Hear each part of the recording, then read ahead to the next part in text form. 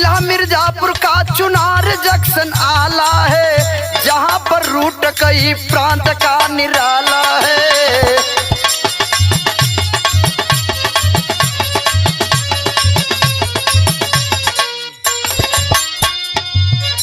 5 नवंबर सन 25 काला दिनवा हो, नहान गंगा कत की चली थी जननवा हो।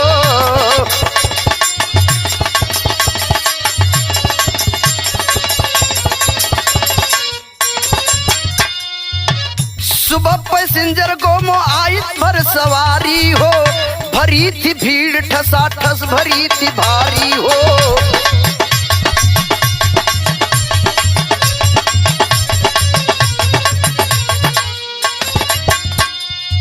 साधना शिव कुमारी चाची संग माई हो, सहेली अंजू खमरिया से सज के आई हो।